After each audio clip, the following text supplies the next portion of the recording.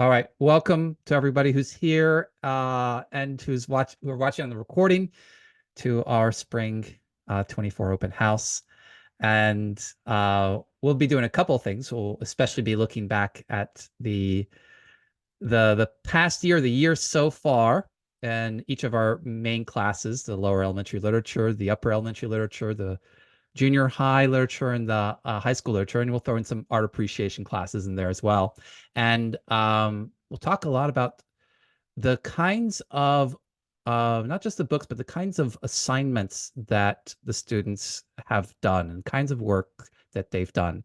And then we're going to jump ahead to next year and talk about what we have planned for next year and the classes, the book list that we have so far. And then the last part for those that are interested in the logistics of things or not just here to find out more about what we do here. The last part will be the schedule for next year, registration deadlines, and so forth. And I also talk briefly at the very end about summertime possibilities, some potential classes or tutoring options that will be there. So let's start by looking back. And what I want to do is I want to share, we're going to do each of the classes and and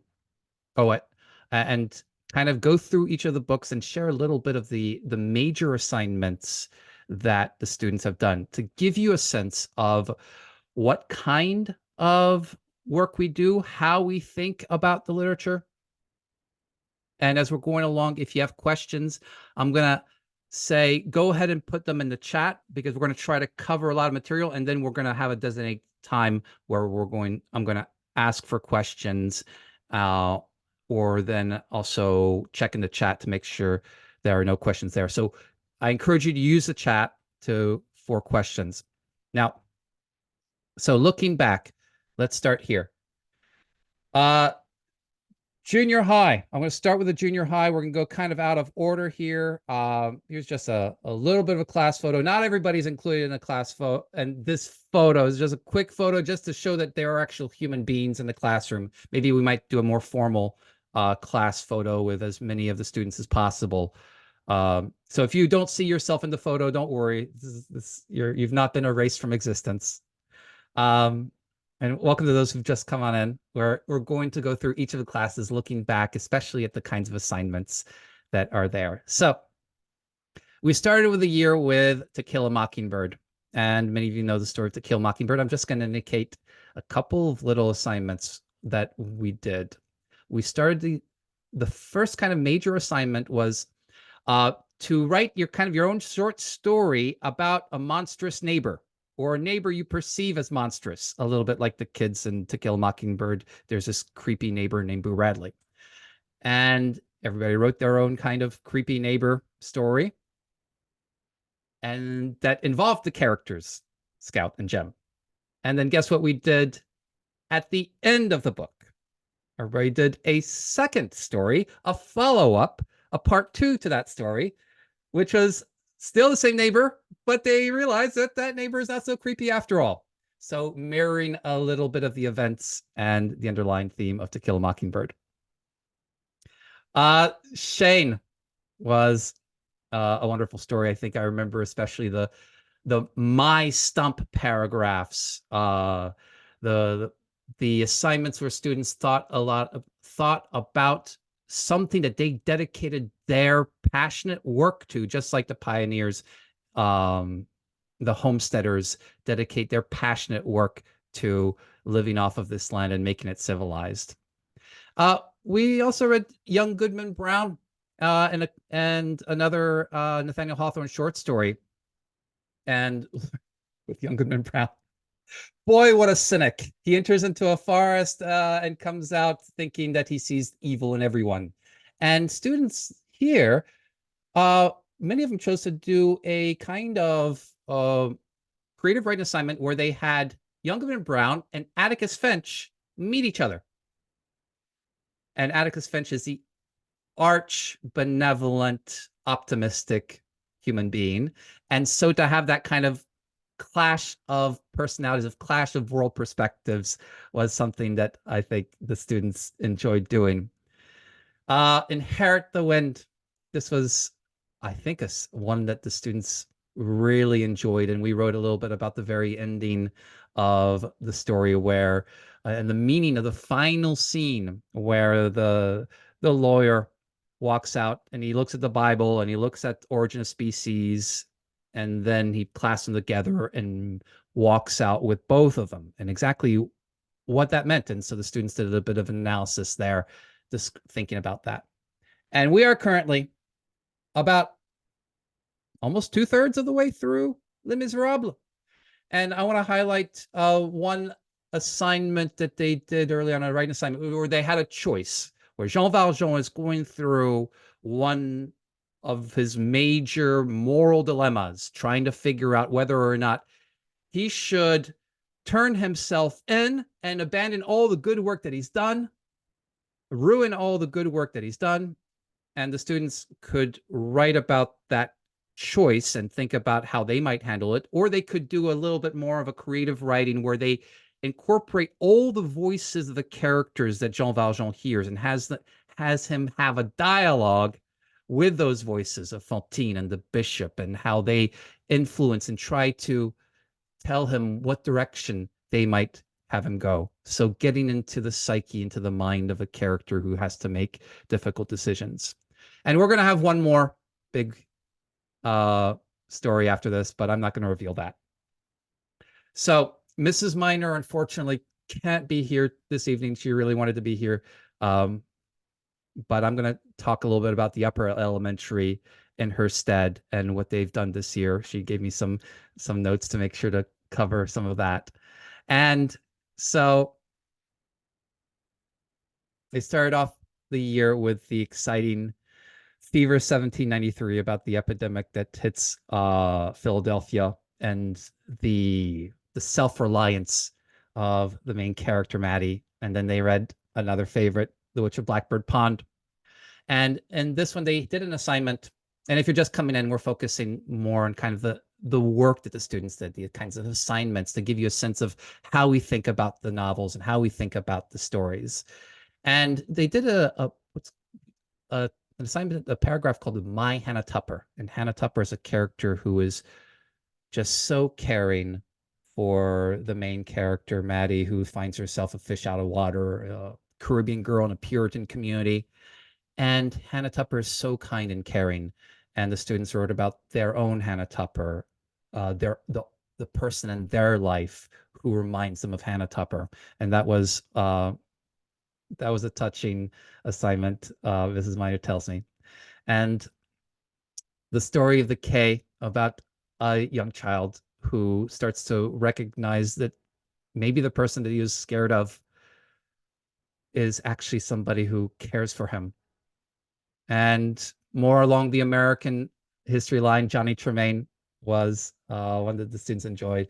And Anne of Green Gables, this is one of Mrs. Minor's favorites. And one of the things that they did here, one of the assignments, was to write their own Anne of Green Gables stories, or lost chapter of Anne of Green Gables, where you take Anne and you have her go through an Anne-like kind of situation where she's over exuberant and over imaginative about something. She gets in trouble with it, and then somehow she recovers and does one of her over elaborate apologies.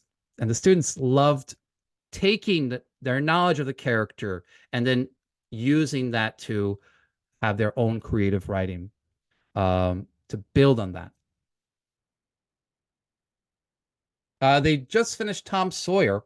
And Tom Sawyer, often what we like to do is to offer students options. So Mrs. Minor gave, for the main writing assignment, gave an option of doing another lost chapter, and a lot of students picked that, or to write about whether or not they are like Tom. How are they like Tom? How are they not? So to introspect a little bit, to see what they share in common and what they don't share in common with the adventurous, mischievous Tom. And right now they have just started Carry On, Mr. Bowditch. Oh, one more thing that Mrs. Miner wanted me to make sure to include was they love doing they love doing their favorites, their rankings, the top, that they continuously think about the kinds of categories they want to talk about, like their favorite character or the worst villain, and they revisit these characters and these stories, continuously integrating new ones into them to compare and contrast these characters. So these rankings, these favorites, is something that the kids love to do, and it's really part of their thinking.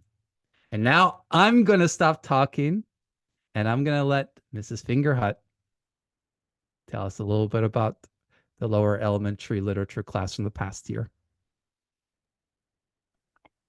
So I started the year with Pigs Might Fly, which is a lovely story about a little pig who believes it's possible for him to fly, and he does all these things to try to get there. And he does end up flying, but we know what's really going on. Not quite. He's not quite doing what he thinks he's doing. I asked the students to tell me, what do you think the lesson of this book is? And they told me anything is possible. I think that's Hmm. lovely. The next book we read was Farmer Boy. We find out about all of the things that Almanzo, he's the main character, what he does on the farm. It's lots of details of what farm life is like and all the work he has to do. He even has to make, he helps make an ice house during the winter, and during the summer, we learn that the parents leave the children in charge of the house while they go away, and the children decide to use that ice to make ice cream. And they made so much and ate so much that they got a little sick. And of course, my students could relate to that. We read The Indian in the Cupboard, and one of the students made the comment, "You shouldn't lie because you'll get into so much trouble." Well, if you know the story, Omri, the main character, has this magic cupboard that can turn toys into life, and he tries to keep it a secret. And he avoids telling his best friend Patrick, and he lies to his best friend. And his friend is so hurt that they get into a kerfuffle. They get sent to the principal's office, and boy, they certainly do get into a lot of trouble. Caddy Woodlawn is a big favorite, I think, of all the students. And as some of you may know, we start the lesson with highlight and confusions. That means that the students start the day sharing something they thought was confusing or interesting at the beginning of the lesson. I had one child who didn't tell me what his highlight was, but he sang his highlight. And the reason why he did that is because he loved this part of the story where Caddy and her family and her friends and neighbors gathered together around a campfire to sing songs and tell stories.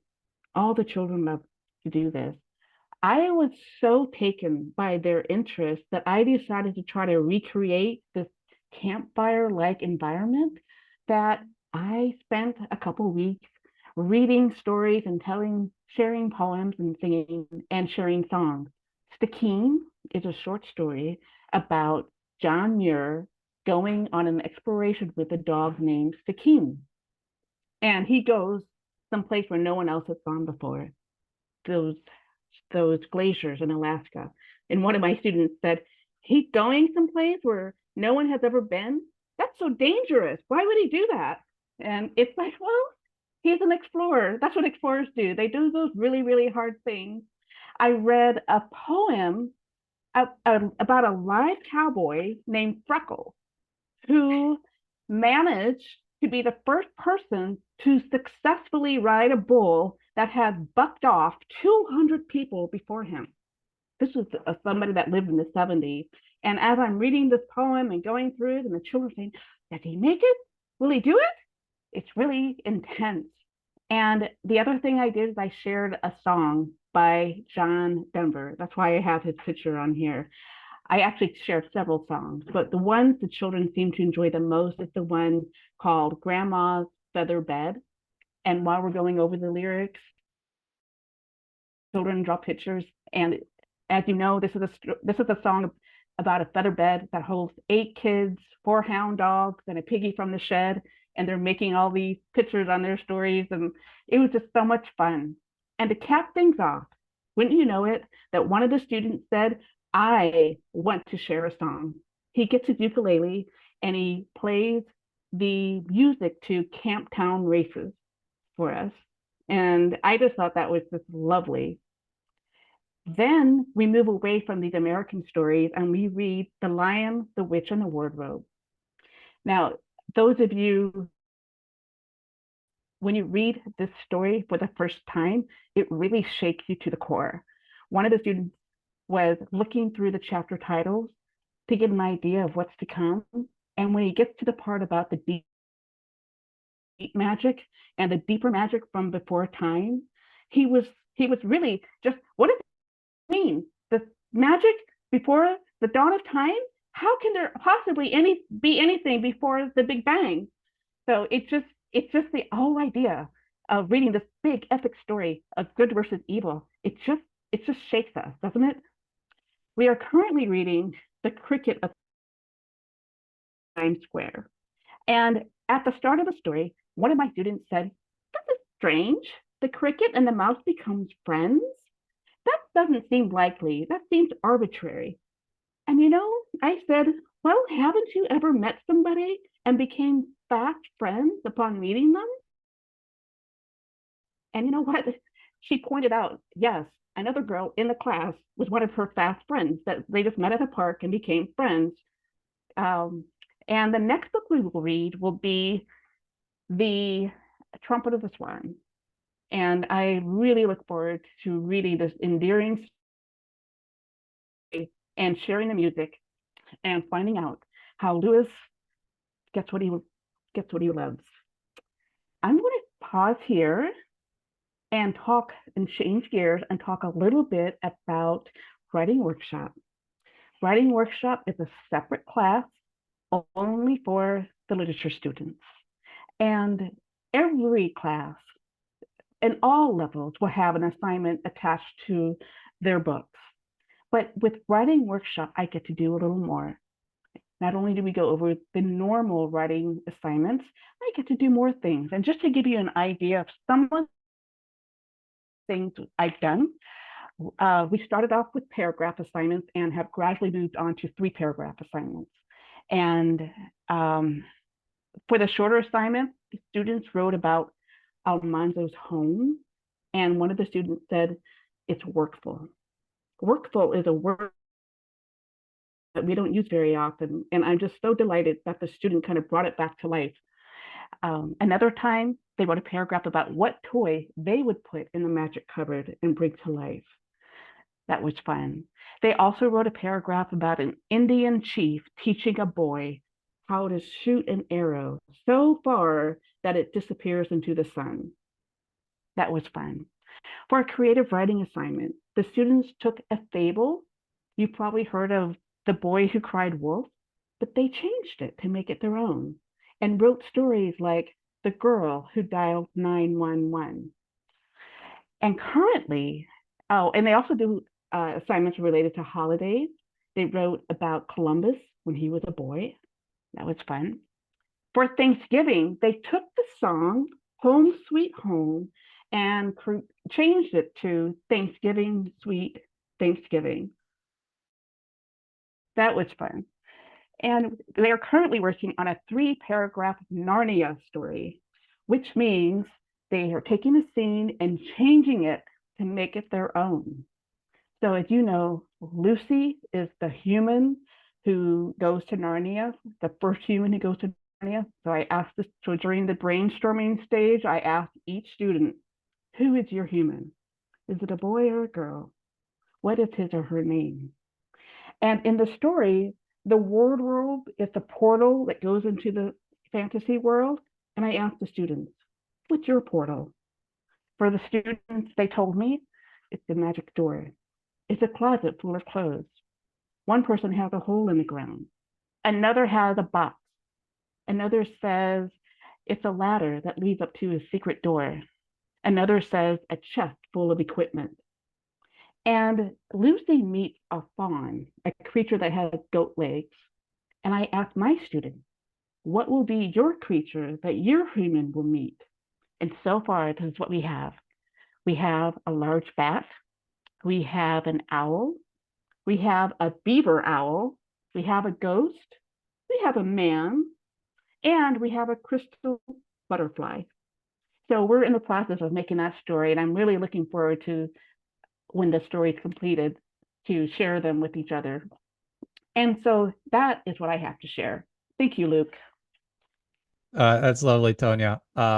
And I bet you guys can see a lot of the similar kinds of strains and the kinds of assignments where we take what we learn from the stories that we read and then we put a little bit of a twist to them, a little bit of our own creativity, but using what it is that we've learned from these stories. And I'm going to continue here. I'm going to talk very briefly about the art appreciation classes. There are two, the junior high art appreciation and the elementary art appreciation. And both of these are I teach. And the elementary art appreciation is for both the lower elementary and the upper elementary. So I see Ariana there in the class, and I've got some of Mrs. Minor students. And what we do, and the paintings on the right-hand side over here are those that are that some of the paintings that we spent time with in the elementary art appreciation class. And the focus there is on reading the stories of these artworks and treating them like poems or like short stories and figuring out what's going on. And then the students often make connections with the novels that they're currently reading. In the junior high art appreciation class, we're more deliberate about making these connections.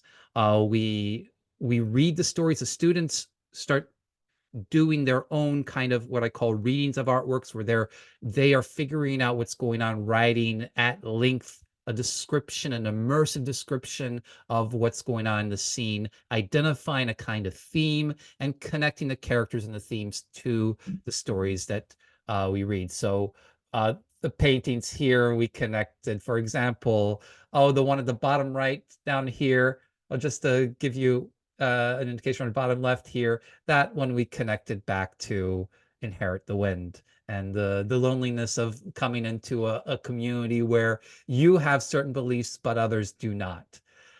So right now the junior high students are coming to the culmination of their art appreciation studies, and they are going to be delivering a presentation to their fellow literature students on an artwork of their choice that they are going to integrate with the work of literature that we're currently reading. So the junior high students are currently reading Les Miserables. So they're going to find an artwork that seems to have nothing to do with Les Miserables and give a presentation on how they're connecting it to characters or scenes or ideas from Les Miserables. So just a little bit of the art appreciation. And now to conclude our look back, I want to share a little bit about the high school students and what they've read, some of the assignments, and some of the bigger work that they've done. So the high school class is the culmination of, for many of the students, 9 years of being with me at Literature in Our House. I've had several students that have been here for 7, 8, even 9 years. But even if they're here for just a year or two, they assimilate quickly to what we do, and I think that they love it. So we started off the year with Ray Bradbury's Fahrenheit 451, and with the kinds of writing assignments, we get a lot of options so that there's a little bit more self-direction. And all the work, all the writing that the students do is not directly to me primarily, but to their classmates. And this goes for all the grades, and maybe especially for the high school class, where we treat it a little bit more like a seminar. So whatever they write is shared immediately to others, and that in the class, and then we have a discussion about what we're taking from that work, or if there are certain things we want to bring up. So an option that the students had for Ray Bradbury's Fahrenheit 451 was to write about what Ray Bradbury anticipates in his dystopia to our modern life. And a lot of students wrote about screens and short attention spans, and a lot of little things that seem to resonate with them. Another option was to tap into some drawing skills and to do two portraits of two very different characters, Mildred and Clarice, the zoned out Mildred and Clarice with clear eyes and a vibrant mind, and to illustrate them and then to write about how they're different and how their illustrations capture that. We read The Crucible, and in The Crucible, as we go along and we keep reading stories, we're constantly connecting back to previous stories. So one of the options for writing an assignment in The Crucible was, okay, who is the more heroic, John Hale or from The Crucible, or Guy Montag from Ray Bradbury? And that doesn't seem like, these are two characters who are very different. One's in a dystopia and one's in like Salem, Massachusetts, and witch trial. But even those characters that don't seem like that they have much in common, we're looking for the abstract connections and constantly making these connections, and is one way that we do it to really think more deeply about them. We read The Great Gatsby, and right after The Great Gatsby, we read a play by Henrik Ibsen called Lady from the Sea. And these kind of paired well together with The Great Gatsby being about somebody who is obsessed and can't get over and keeps pursuing some driving love and does not have the self-reflection or self-awareness to understand that there's no future in it. And Lady from the Sea is a story about a deep attachment as well, and a conflict about whether or not the protagonist is going to recognize and be self-aware enough about the nature of his relationship to the woman that he loves. And I'm being kind of abstract because I think I gotta say, I think Lady from the Sea might be my favorite romance story to teach to high school students. Romeo and Juliet, eat your heart out. Lady from the Sea, I think, is very powerful. And we compared that to The Great Gatsby. Of course, we got into The Scarlet Letter. And with The Scarlet Letter, we had several options. One of the options was for those students who'd read in the junior high class in previous years, The Hunchback of Notre Dame, to compare Dimmesdale, the priest who falls in love with the priest who falls in love in The Hunchback of Notre Dame, and how they are different and similar. So even across years, continuously thinking back to previous books, bringing those characters back in a similar way that Mrs. Minor would bring them back with the awards. And right now we are currently in the middle of The Fountainhead, and we haven't had a major writing assignment with The Fountainhead yet. We're saving that up, but the students are really enjoying it. Right now, what they're doing is for each writing assignment, they submit quotes that become part of their discussion, and they write their own chapter titles as a way of condensing down the essence of the meaning of the chapters, and of bringing some insight into our discussions about this deeply psychological and philosophical novel about an intransigent architect who has his own way of designing buildings in a world that values conventionality more. So just want to give you an indication here of the kinds of assignments. The major assignments for the high school class are the presentations. So 1 week, 2 weeks at 2 different times, sometimes at 3 different times. We're at least going to do this one more time. We cancel classes, and instead I have a private tutorial with the students, or with each of the students. And that private tutorial is a way to help them prepare, a discussion to help them prepare their presentation. So they've done one presentation to the classes, and I want to share with you just a slide from the presentations. And this is a presentation that they did before the Scarlet Letter. And what they did was they picked a poem from either Emily Dickinson or Henry Wadsworth Longfellow, and picked this poem and translated it for us, interpreted it for us, and then connected it to one of the books that we read. So I just want to share with you some of what that looks like for each of the students, the literary connections, the particular poems, as they go through and they read them to us. They picked out the keywords. They to help us define and understand them. They identified a theme. They made personal connections to the poems, and they of course made the literary connections to other books that seem like they have nothing to do with these poems. And these kinds of assignments are, of course, a way for the high school students to start to assert themselves, to discover some of what it is that they are particularly interested in, the kinds of themes, the kinds of ideas that they're interested in that go beyond what we read together as a class. All right. So that is a taste of what we've done so far this year. Any thoughts? Any questions? Any observations? I see a couple of students here. If you'd like to share some of the things that you've especially enjoyed during the year, or if you have any questions about how we do things or what we focus on.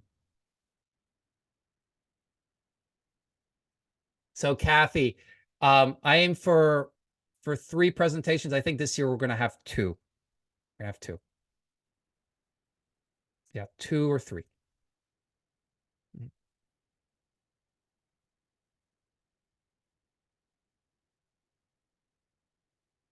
And they're going to have, after we read the Fountainhead, we're going to have one more short book, but the final presentation is often a culminating presentation where they're going to integrate several different novels that we've read, have some kind of underlying theme between them all that ties them together.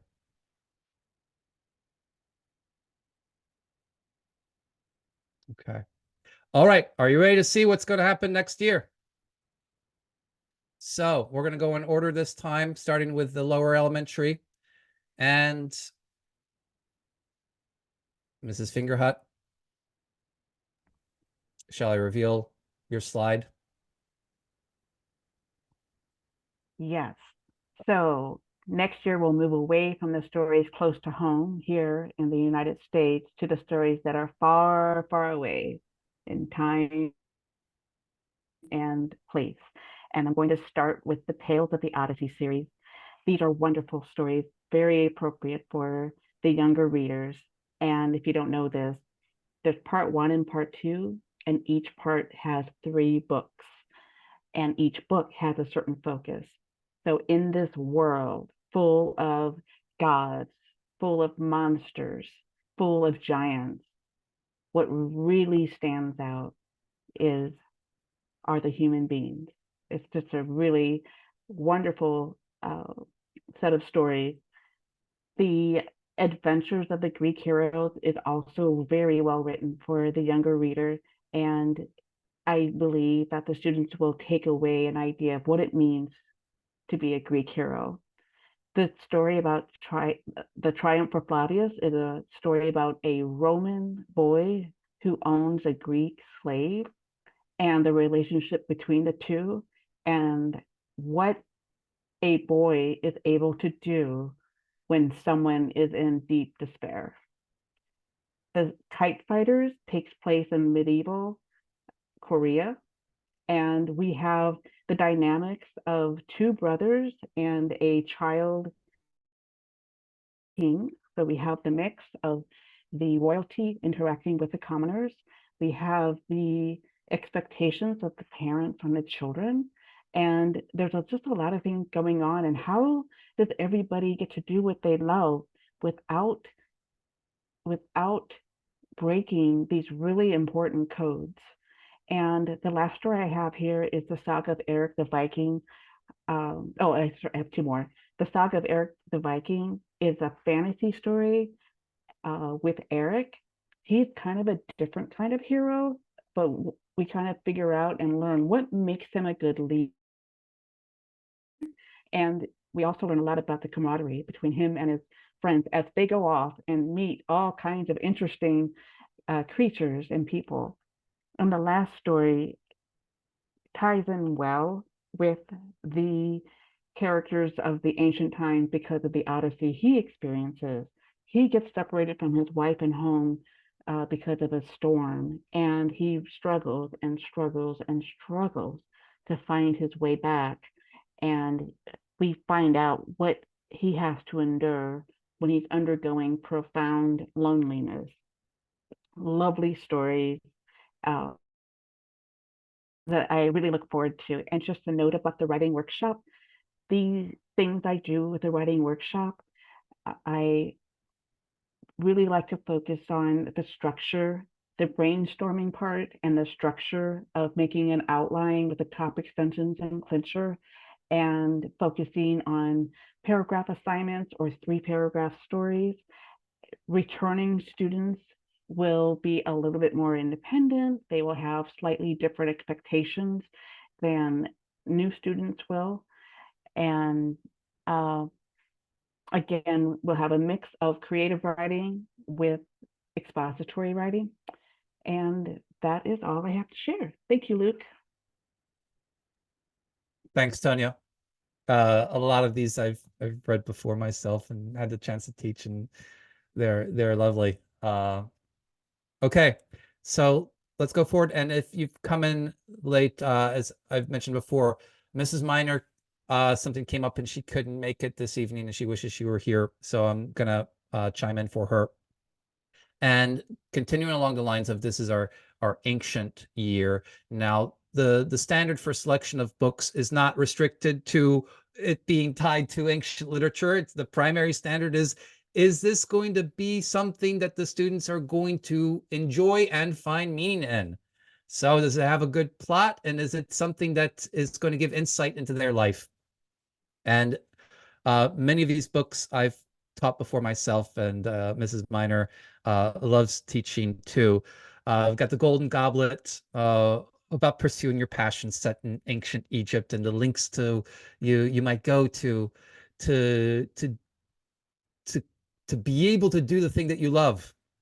Of course, there'll be Greek myths, and then Anne of Byzantium, continuing the ancient, but this is set more in the, I think, in the 1200s, about a young potential empress who finds out that she has been passed over for the throne.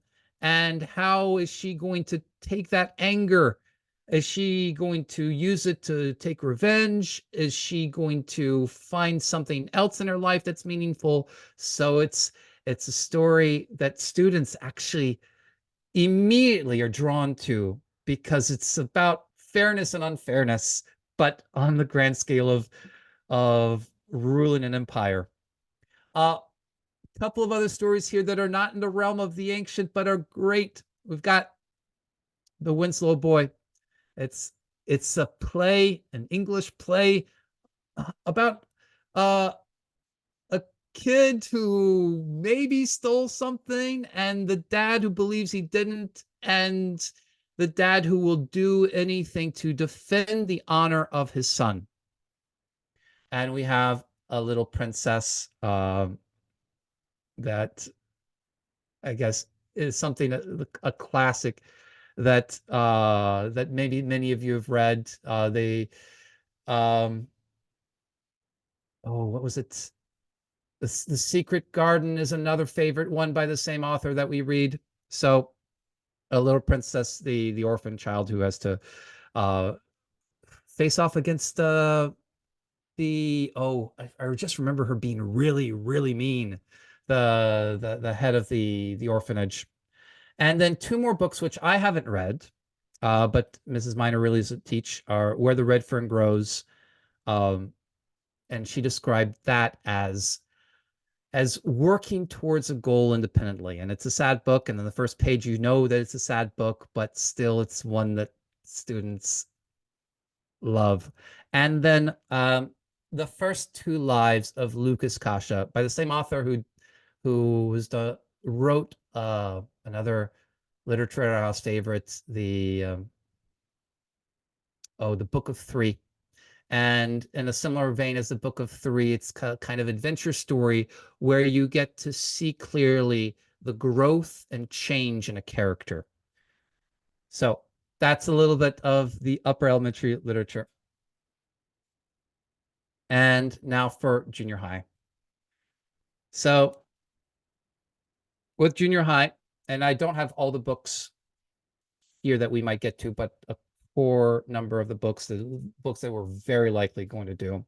The Odyssey, the whole Odyssey, the story of Odysseus coming back and facing maybe greater perils at home than he did on the 10 years at sea and the 10 years at Troy.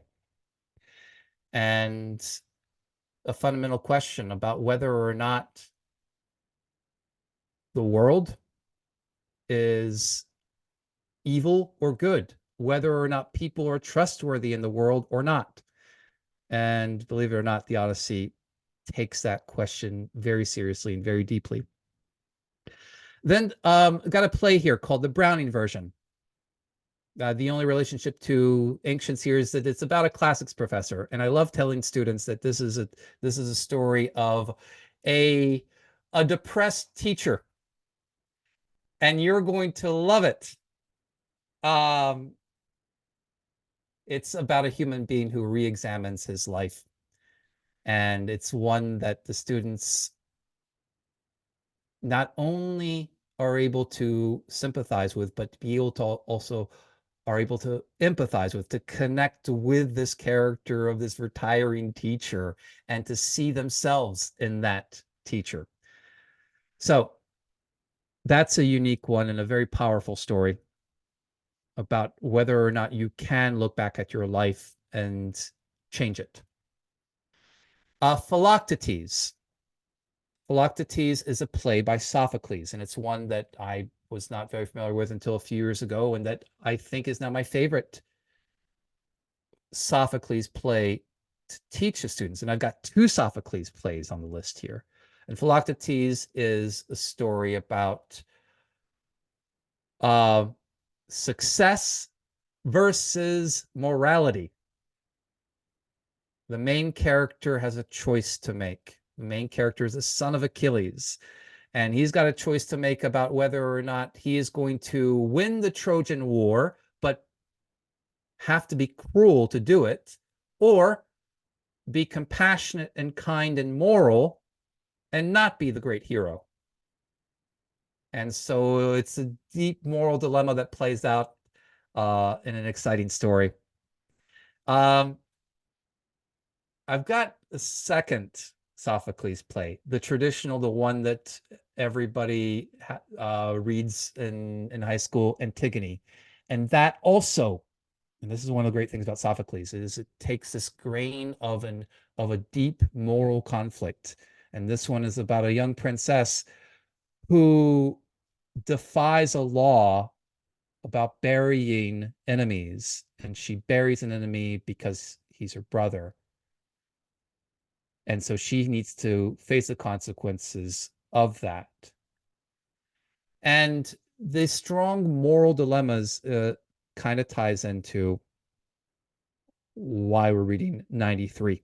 93 is a Victor Hugo novel that is not as well known as Les Miserables uh, or The Hunchback of Notre Dame. But I see Sarah was putting a heart there, and Sarah read 93 a few years back, not too long back.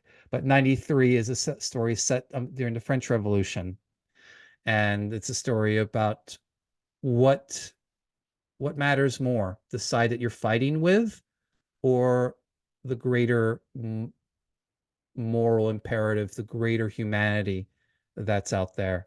And it's told in a riveting, fast-paced action story. So that's one I'm excited about reading. And then one more here, Pygmalion, George Bernard Shaw's play, Pygmalion, like 19th century play, and many of you might know it from The Sound of Music, and the story of a professor who decides that he's going to try to change somebody's life by changing the way that they speak. And this is very much based on the Greco-Roman myth of Pygmalion and Galatea about a sculptor uh, who tries to create his ideal woman in the form of a statue. And so, of course, we're going to read that story and then compare the play to it. But for students, this is the kind of insight they get into their life with this is one where they get to examine, okay, who am I truly? What makes me me? Self-identity. So that's a taste of literature for the junior high. Now for the high school,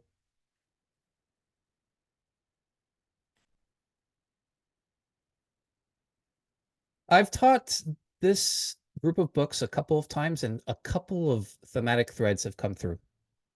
So we have got the Iliad, and we might start with the Iliad, or we might, no, actually, we're not going to start with the Iliad, but it's the first here on the list. And that's a story of passionate anger and injustice. Achilles' anger. It's not primarily about the Trojan War. It's about a human trying to figure out how to handle and manage himself. And we're going to have several stories about that. We're going to have Sophocles, Ajax, so another Sophocles play. And Ajax is another kind of story. Ajax is a great hero of the Trojan War who does something absolutely rash and has to deal with the consequences of it. And Euripides play Medea. Medea, who has been wronged like few others have been wronged. But how is she going to take it out on the person that wronged her? Is she going to show compassion, or is she going to go for total vengeance? So we've got these stories about injustice and anger that comes from that, and it might culminate in reading Crime and Punishment, which will be the big novel. Fyodor Dostoevsky's story about an individual, a very bright student who makes a decision that he's going to try to implement his ideas, his philosophic ideas, to their utmost, which leads to devastating violence. And then I've heard it described as like a whodunit in reverse. You know who committed the crime, but then you've got to figure out why he committed the crime. And the rest of the story is everybody else around him trying to figure out who did it, and he himself trying to figure out why he did it. It's an intense psychological thriller, and that's going to be our big novel. I think we're going to start the year with Frankenstein. And Frankenstein is a story of a man who wants to harness all the scientific power possible to bring about something good in the world. And the subtitle for Frankenstein was A Modern Prometheus.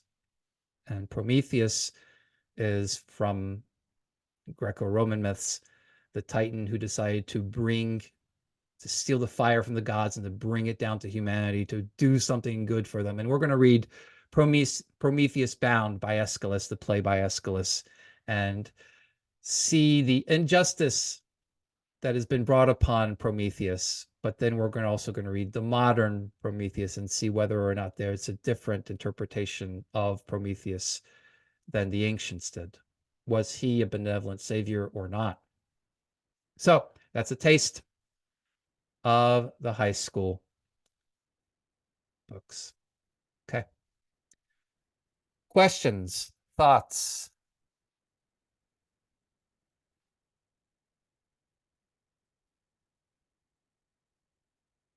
Just hold this up for a moment here.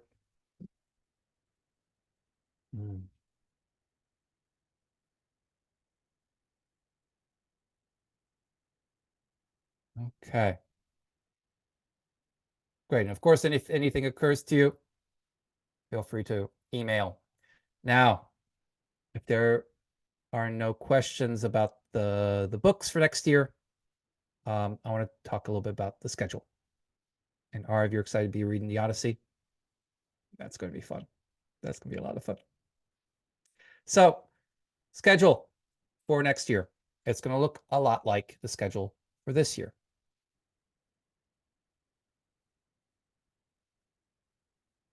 So, the literature classes and Mrs. Fingerhut's writing workshop are set in stone. The lower elementary literature class, Monday, Wednesday, Friday, 12 p.m. Eastern, 9 a.m. Pacific. The lower elementary writing workshop on Thursdays, 12 p.m. Eastern, 9 a.m. Pacific. The upper elementary literature class with Mrs. Miner, again, Monday, Wednesday, Friday, 2 p.m. Eastern, 11 a.m. Pacific. And then elementary art appreciation, that's TBD. I've been having it on Fridays at 3 p.m. Eastern, 12 p.m. Pacific, but I might survey current parents and see what might be a good time for having that. I might not offer, probably won't offer an upper elementary writing tutorial, or I mean writing workshop. So I might, but I think I'll still be doing writing tutorials for upper elementary. Junior high literature class, same time, same place, Monday, Wednesday, Friday, 1 p.m. Eastern time, 10 a.m. Pacific time. I might have a junior high writing workshop. I'll be surveying parents to gauge interest on that. If not, I'll be doing writing tutorials. And I'm planning on having a junior high art appreciation class. I've been having it on Thursdays at 4 p.m. Eastern, 1 p.m. Pacific, but I think that might change. And then the high school literature seminar, same time, same place, Tuesday, Thursday, 1 p.m. Eastern, 10 a.m. Pacific. And I'll have high school literature tutorials on demand. So that's a little bit about the schedule. Now, registration. Okay. Kathy, you're asking for grade levels, and that falls well. So grade levels for upper elementary, roughly 4th through 6th grade. And for junior high, 7th through 9th grade, which means high school, 10th through 12th.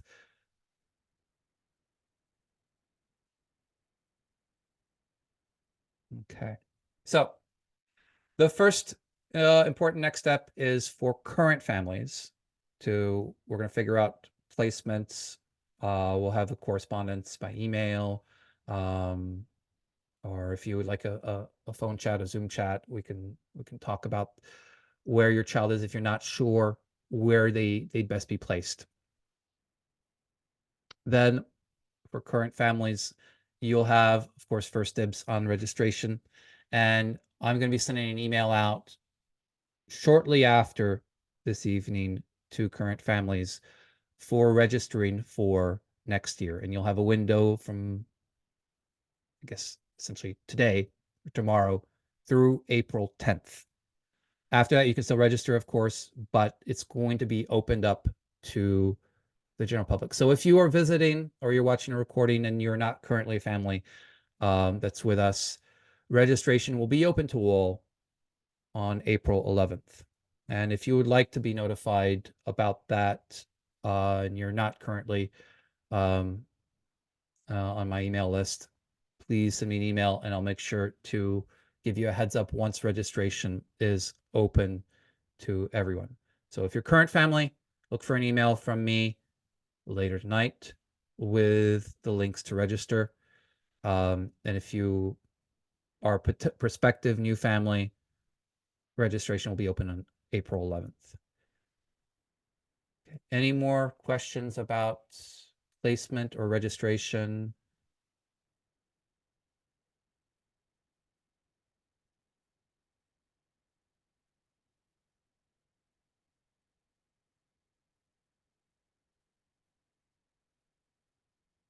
Okay.